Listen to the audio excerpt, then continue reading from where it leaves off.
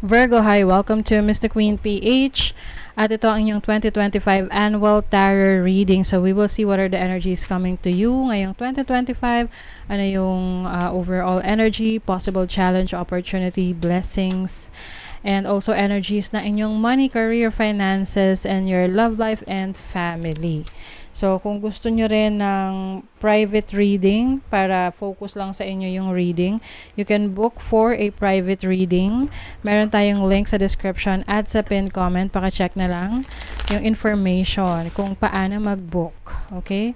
So, and also, please subscribe to our channel, like this video, share this video, and comment your goals for 2025.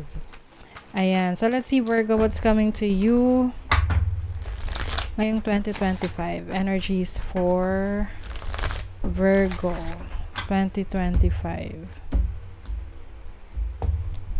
Okay, so this is your overall energy, possible challenge, opportunity, and blessing. Okay.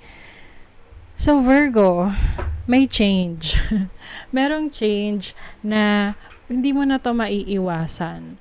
So, manggagaling ito sa isang conflict or pagkakaiba-iba ng intention, pagkakaiba-iba ng plano, no? So, pwedeng may mga kasamahan ka, family members, loved ones na meron kayong iba't ibang opinion or diskarte or mga plano para sa kanya-kanya yung buhay na hindi nyo pinagkakasunduan, and that may bring you change. Some of you pwedeng aalis sa poder ng family ninyo. Let's say you are still living with your parents. Tapos lilipat na kayo, alis kayo sa poder na yan. You will live independently dahil sa conflict na maaari nyong ma-experience. Pwede rin tong sa trabaho na may mga katrabaho ka and medyo conflicting yung situation. You might change your department o kaya lilipat ka talaga ng trabaho. So, sabi nga nothing is constant but change. So, as your overall energy, the 5 of Wands is the energy of competition. So, maari ring ngayong 2025, you will be more competitive pagdating sa career mo, sa estado mo sa buhay. Parang gusto mo mayroon kang mapatunayan. Oo. That you can do better. Kaya lang, minsan, it may create some tension with some people o yung mga tao sa paligid mo dahil hindi yan lahat magsusuporta sa'yo sa gusto mo. You have the 6 of Wands. Wow, okay. So, I see you achieving your goals kasi merong success dito. So, the moment na ilaban mo to, no, yung tipong panindigan mo yung gusto mo, you will na maging competitive ka, mas maging better version of yourself ka, you will be successful. You will be recognized kasi talagang nilaban mo at naglakas loob ka na umalis sa sistema, kumbaga, at maging independent. The 6 of Wands is about success. This is about recognition, admiration. So, yung iba rito, Virgo, baka kayo ay pinag-aagawan or pag-aagawan ngayong 2025. Pwedeng sa trabaho, pinag-aagawan ka na ikaw yung mapunta sa kanilang grupo, sa kanilang department, sa kanilang company, or parang people are wanting to gain your attention, kumbaga. And definitely you will gain a lot of attention ngayong 2025. Dahil na rin sa success na matatamasa mo. Okay, so let's see. What else? Overall energy for Virgo. You have Jupiter in 8th house. Wow. Jupiter is the planet of abundance, expansion. 8th house is shared finances. Anything na sinishare mo sa ibang tao. So, this can also be your emotions, your feelings, and pwede rin kasi itong sa relationship, especially yung mga intimacy. So some of you maaring iba, you will be experimental when it comes to your intimate relationship with your partner or with the people na pipiliin mong makasama. And some of you, meron ditong good luck when it comes to investments, and also kung gusto mong magnegosyo, maaring meron kang papasok yung business na hindi mo akalain na magiging successful. Alam mo yun, na tipong some of you might obsess about it. So dahil na-obsess ka doon, nakapag-focus ka doon, then you will reap the rewards dahil inasikasa mo talaga siya. This can be starting your own business or a certain investment, pwedeng cryptocurrency, or anything na may kinalaman sa financial investments. Yes. So, let's see what else. I also see you, Virgo, na parang parang pag-iinteresan ka ng iba, yung tipong they have, especially in relationships, na tipong maraming magkakaroon ng magkakagusto sa'yo, magkaka-interest sa'yo, na yun nga lang, pwedeng mag-create yan ng conflict or issue. Let's say, meron ka ng karelasyon, tapos may iba pang nagkakagusto sa'yo, so that may create some conflict with others. You have the Swan. So this is a soulmate energy. Some of you are going to meet the people na kailangan mong makilala. Kumbaga ano to fated meetings with the people na talagang kailangan mong makilala or makasama ngayong 2025. Whether this is about your relationship, romantic relationship, or can even business partnership. So maaring meron kang makikilala na business partner ngayong 2025 that will help you grow your finances, or like a financial guru that will give you advice on how to improve your finances. Let's see what else. Spring. Within 1 to 3 months, some of you, pwedeng you might enter a serious commitment relationship with family or having a family. Yung iba naman, pwedeng meron kayong major event within the family, like a reunion or a get-together, or a major celebration ngayong 2025 within 1 to 3 months. So pwedeng ano yan, kasi springtime, so March, April, May. Okay, so let's see what else. Your possible challenge, 5 of Swords. So Virgo, you might experience betrayal from someone. Ito yung talagang pwedeng unexpected to, na hindi mo inaasahan na itong taong to ay sisirain yung tiwala mo sa kanya. Whether this is about your relationship, romantic connection, or pwedeng sa trabaho, sa business. So pay attention sa mga taong makaka-deal mo ngayong 2025. Temperance. And be more patient rin sa pagdedesisyon. Kasi minsan, 'di ba, parang may mga bagay na gusto tayong madaliin. And sometimes meron tayong mga nakakaligtaan na proseso. Parang nababypass natin yung process na yon. And eventually, it may cause some problems in the future dahil may na-miss out tayo, so hindi natin napansin na kumbaga may nakalusot. Kaya may naging problema. What is the challenge? 4th house. Moon. Oh, maaring magkaroon ng drama within the family. Pwede kasing merong lalo na if you are in a big family, may mga inggit. Oo. Usually within the family nagkakaroon ng jealousy kung sino yung mas nakakaangat, or pwedeng mag-create ng drama dahil maaring you might experience na may mga mahal ka sa buhay or kapamilya, kamag-anak na magde-demand sa'yo ng bagay na feeling nila responsibility mo sa kanila. So, you might expect some drama within the family ngayong 2025 part of the challenge. But I think dito mo malalaman kung sino yung dapat mong iwasan at doon mo rin makikita kung sino yung mga dapat mong pagkatiwalaan. Okay? You have the lion. Ayan, may kakaroon ka ng paninindigan sa iyong sarili. Ipaglalaban mo yung karapatan mo, ipaglalaban mo kung ano yung totoo sa'yo. You will fight for your own truth, kumbaga. And lion is about justice. This is about karma.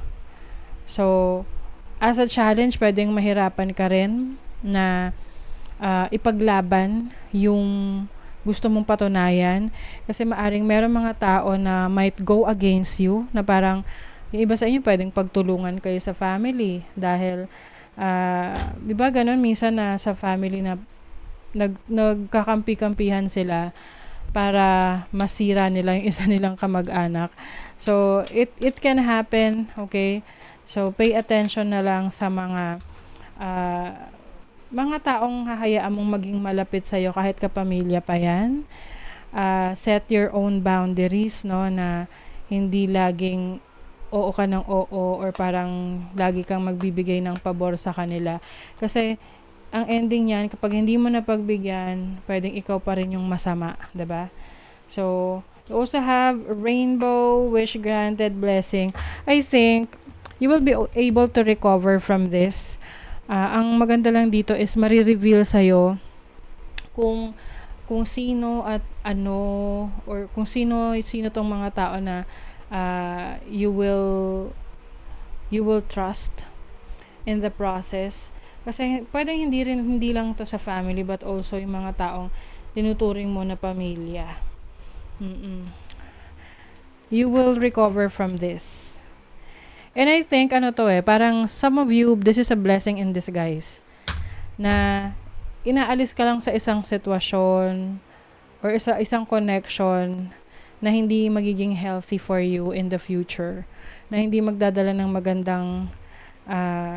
magandang resulta sa'yo in the future. So, just take it as a blessing in disguise. So, for your opportunity, you have the Fool. So, this is freedom.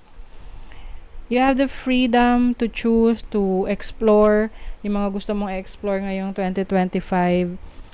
This is also independence. So, maaring makakaalis ka sa isang magulo at conflicted na situation, be it sa family or sa relationship or sa workplace, sa career. I think you will also explore new opportunities. Champion of Pentacles. Pwedeng bagong trabaho, bagong career, bagong business that you will explore. And I think mas magtatagal ka rito. Kasi mas mararamdaman mo na mas stable yung malilipatan mo or yung i-explore mo. You have the South Node in the 4th house. Okay, 4th house is about your foundation. I think meron kang mga talento or skill set na parang huhugutin mo, no? Gagamitin mo ulit para makapagsimula ulit. Let's say, for example, kung ikaw ay magaling kang magluto. So, alam mo, may talent ka, may skills ka doon. Pero, for you feel like hindi siya practical na gawing career dahil parang sa tingin mo at that time, hindi siya stable for you, no? Yung tipong hindi mo pa kayang gawin for some reasons and you focused on having, a day job or yung regular job. But, na-realize mo rin na having this regular job ay maaring naghahadlang sa'yo na mag-grow or mag-expand or maaring there's so much toxicity in that career path or in that workplace. Kaya you realize na, teka, I have to tap into my abilities. And maaring maaalala mo na, oo nga pala, meron akong certain talent and skills na hindi ko nagagamit. I might use that, no? So maaring yan yung gagamitin mo to start again, or to, have a new experience na maaring yung iba magre-resign sa work dahil medyo toxic na, or it's not really healthy na para sa'yo. And then you will start your own business, creating a type of food na pwede mong ibenta. So you will be able to open new opportunities based sa iyong talento and skills na naisang tabi mo dati. Okay? This can apply to anyone, whatever you think you are talented of. Kasi lahat tayo may talents, may skills. We just need to explore, discover it, at i-enhance. So for some of you, yun yung gagawin nyo. You will enhance your abilities. And this will definitely bring stability in your finances. You have the wolf. This is awakening your wildness. Yes, you are mas nagiging wiser ka ngayong 2025. Unapologetic. Na parang paninindigan mo yung mga gusto mo. Kung may mga tao na ayaw ng gusto mong gawin or ginagawa mo, you will not care about that. Kasi magpo-focus ka sa kung ano yung gusto mo.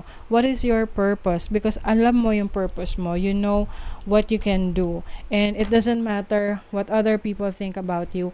Ang importante is you like what you're doing and you are connected to your skills, your desires, and your inspiration. So, mas magkakaroon ka rin ng time for yourself to meditate, to contemplate, more on, finding peace in your heart. Na kumbaga, yung peace na yan yung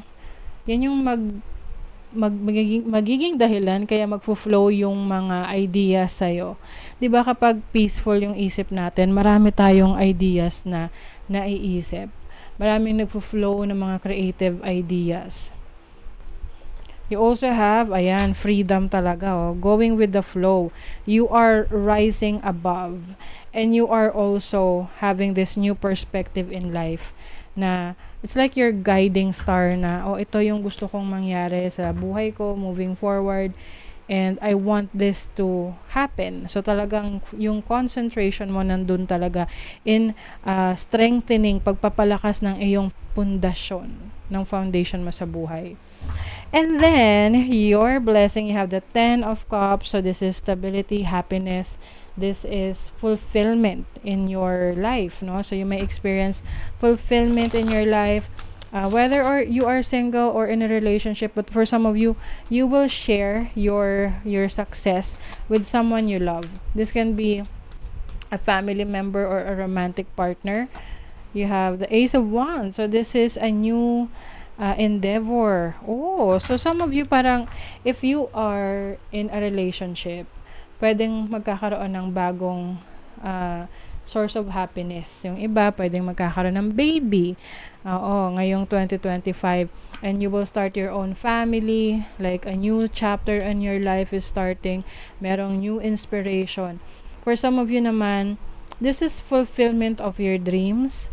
I think mas inspired ka ngayon to explore whatever you want dahil may kalayaan ka na. Some of you, pwedeng meron kayong mabibili na lupa, no? Kung kayo ay you've been wanting to own your own land, a piece of land na kung saan dun ka magsisimula muli or dun mo i-develop yung mga plano mo, yung mga pangarap mo, dun mo siya gagawin. You have the moon in the 9th house. 9th house is about exploration. So definitely, iba sa inyo, you will feel fulfillment and happiness. You will have emotional fulfillment sa mga i-explore nyo ngayong 2025, especially about your self-discovery. Lalo na kung ikaw yung magta-travel sa ibang bansa, yung iba sa inyo, titira sa ibang bansa or sa ibang lugar malayo sa dati mong tinitirahan, na kung saan mas maganda yung environment, mas fresh yung air, alam mo yun, na parang province vibes yung lugar na yan. You have Phoenix, you are rising from the ashes. This is new beginning for you.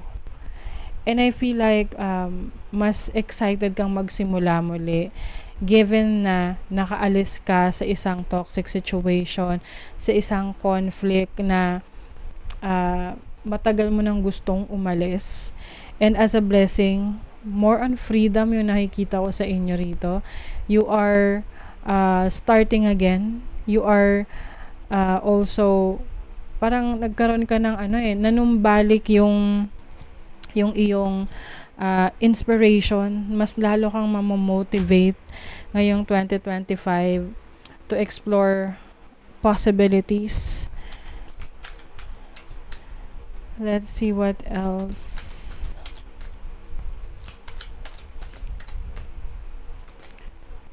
Person of air, the great mentalist. Yan. So I think for some of you, mas logical kayo mag-isip, mas practical kayo pagdating sa decision making ninyo ngayong 2025. And then within a few weeks, I think within a few weeks, may mga gagawin ka ng steps or actions towards your goals. Maaring pinaplano mo na yan. Oh, wow. So you have here a dove. It symbolizes freedom, diba? So like what I mentioned kanina, you will feel free to explore and do the things that you want to do. And if in case may mga bagay na hindi mo kontrolado, isusurrender mo na lang yan.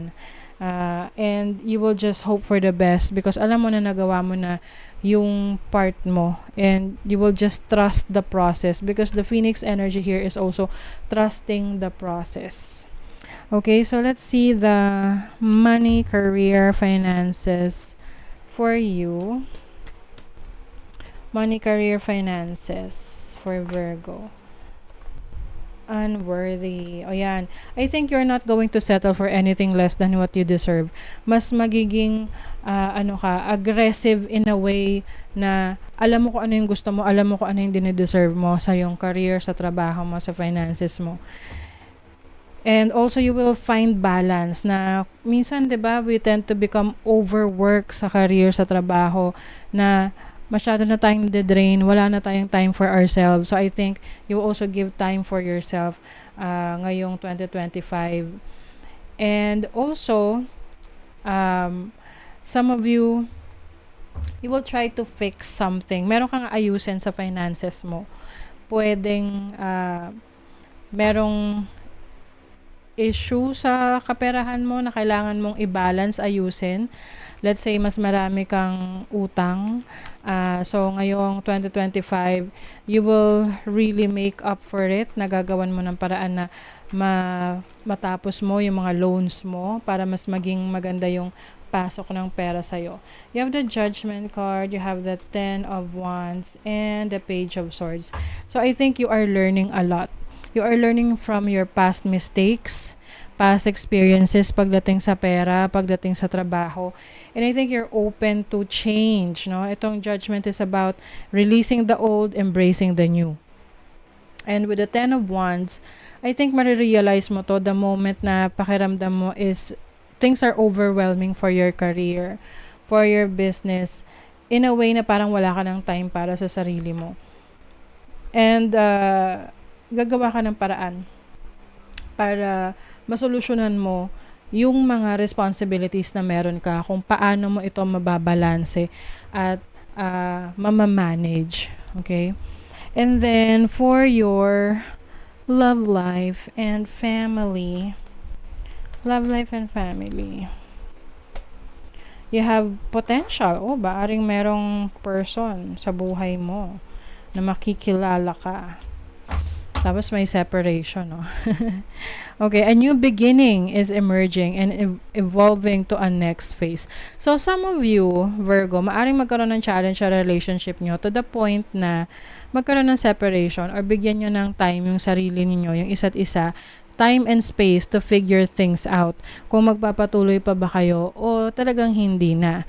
Kasi it seems that this relationship has a potential na mag-evolve, mag-improve in the future. So, pwedeng itong experience na to sa relationship nyo will matetest niyan kung gaano katibay yung inyong samahan, if it's really worth it, no, na ipagpatuloy. You have the Ace of Pentacles, the Eight of Swords, and the Four of Swords. So, I think kasi naghahanap kayo ng solid na foundation when it comes to relationship.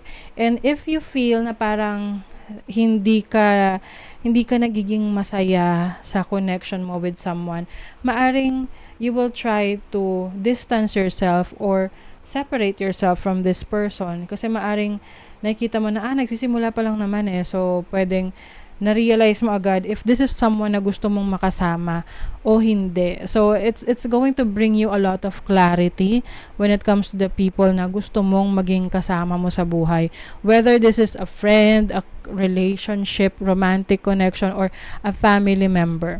So I think ngayon mas magiging magpe-pay attention ka doon sa ano yung maiaambag ng tao na yan sa buhay mo. At kung sa tingin mo mas malaki yung porsyento na hindi siya nagbibigay ng ambag sa buhay mo, then most likely you will distance yourself or you will avoid this person or definitely cut off this person sa buhay mo. Okay? So that is your reading, Virgo. Good luck and I wish you all the best for 2025. And thank you so much and see you again.